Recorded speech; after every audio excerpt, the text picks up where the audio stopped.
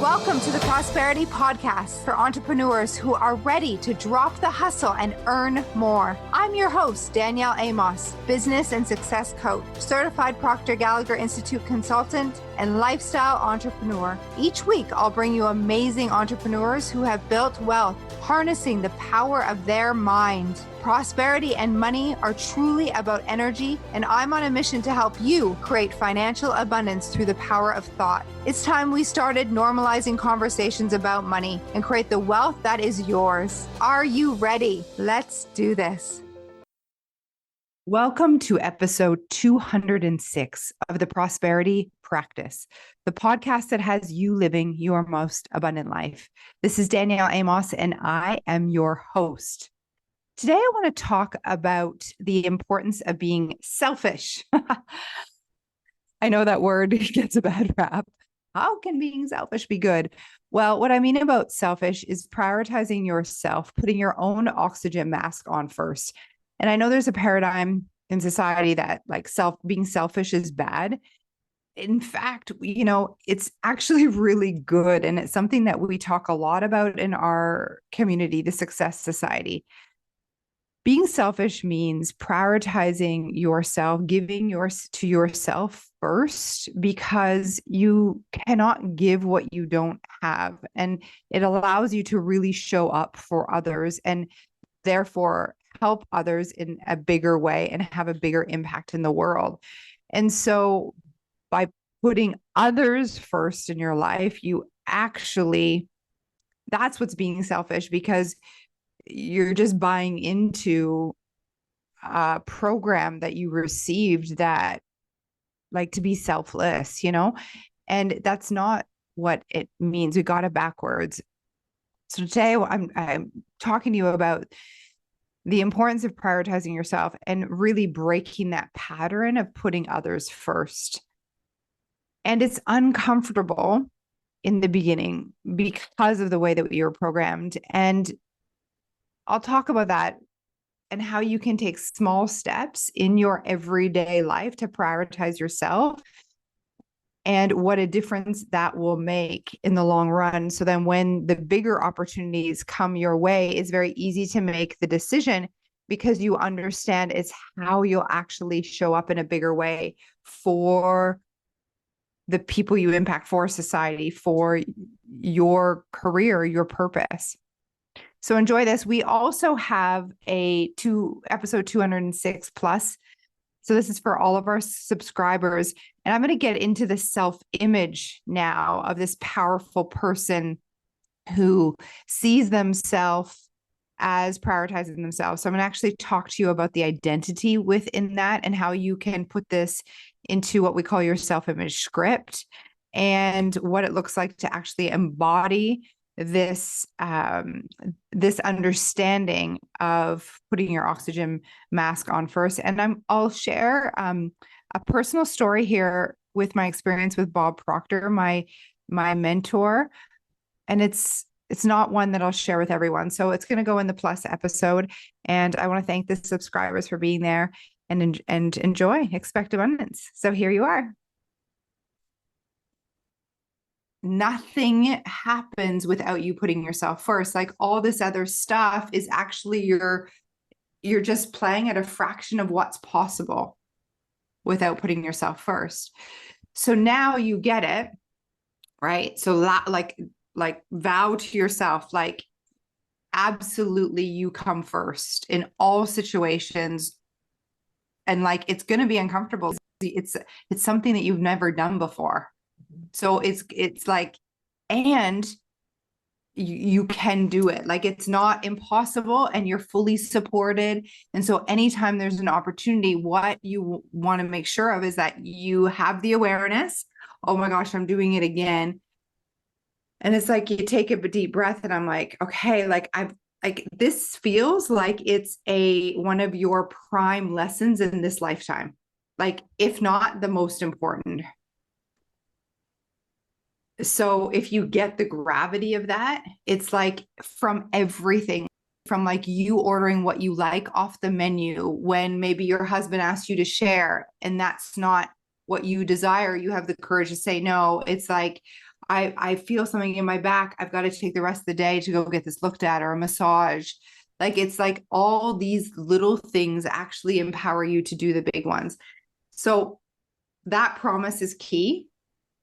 And then next is like, I'm going to give you another belief that's absolutely true, is that you can never miss out. In a way, and this is absolutely true, because you're always in the right place for your highest good, and you'll attract the next opportunity that will give you that growth. And you had to get this growth, this lesson first, in order for you to actually receive what's coming for you there. So just know that, like, I really believe, like, someone wrote to me, I said no to a movie. I was asked to be part of a movie, like a documentary. And I said no. And he said, I just don't want you to miss out. Like, like Bob didn't know what the secret was. And I said, I can never miss out, though. Like, it's just not possible. I'm not missing out. It's such a lack mentality of this idea that we're missing out. And like, God presented this to you for this lesson. And then the transformation that's promised within that self-image is coming. I have no doubt. I don't know what the container is. If it's like, maybe it's the retreat in September, and like, there's no missing out. Like, and it doesn't have to be now for you to get the quantum leap. This lesson is the quantum leap, or it wouldn't have been presented now.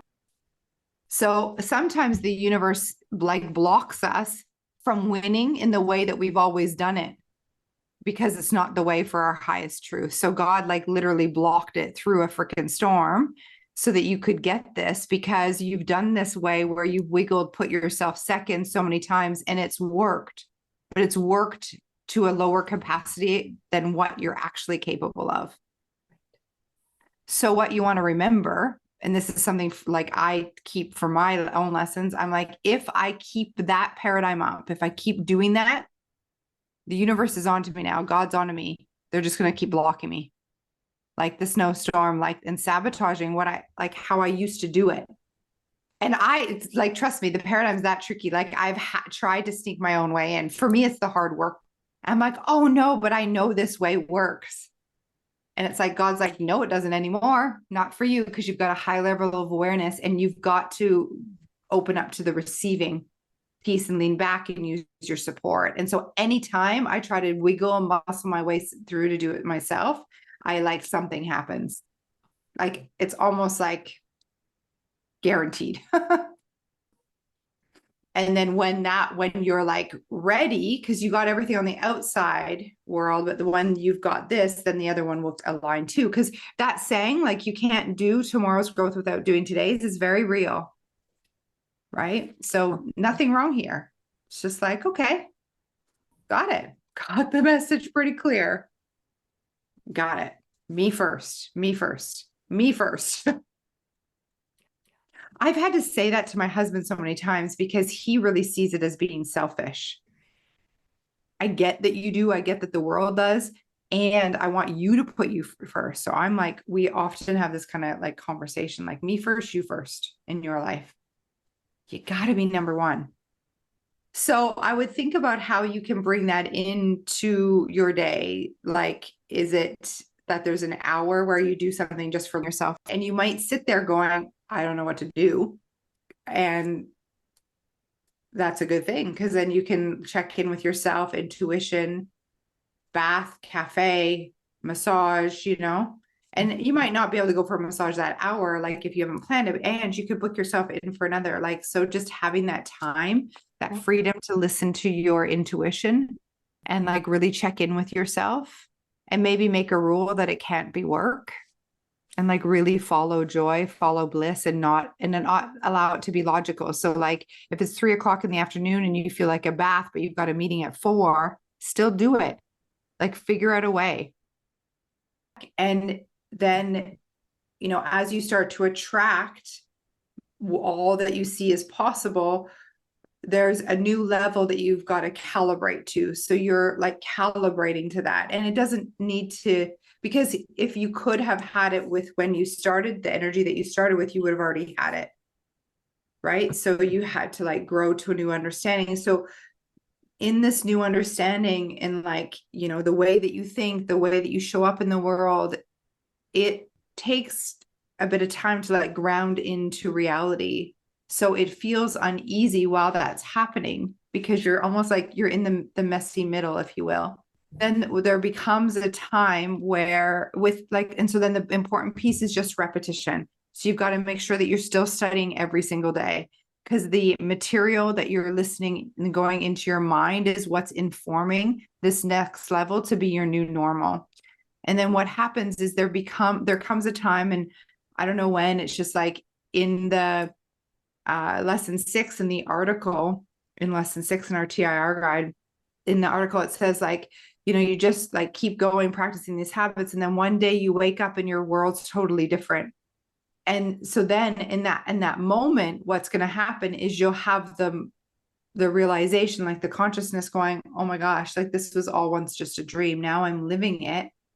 And you'll go back to that ease feeling again of like, oh my gosh, what's next, and possibilities, and it being so fun, like you said. And then you got to do it all over again. So it's a cycle. And this often catches people up because they don't want to let go of this this place where it's like, it's so easy and fun here. I don't want to ruin anything, because they get afraid of that unsettled, messy middle. So the work, it's not to like, I can't wait till I'm there idea. It's like, how can I actually feel and like so good in this like messy middle? Like what perception change can I create within me so that I can find the joy, see the joy, feel lighter, and not take all this so seriously, because it's all just a game and I'm making it up anyway. So it's like, we get to have that conversation so that you can find it, because the reality is this is what life is. It is the journey. And so many great teachers tell us that in so many scriptures, right? And so it's not about like just this feeling, and I get it, but this feeling of this like place is what keeps people stuck. And so it doesn't last, because what happens, there's a euphoria for a couple weeks, months, maybe a year, but then people know that they're staying the same, and it starts to eat them from the inside because they're settling. No one consciously does like their worst on purpose, right? So you did your best, and your best is good enough. And now you learn, and the next time's better, and better is a good word. So 1% better is all we need. So you've recognized that. And so then, yeah, let it go, because you did your best. Your best was good enough.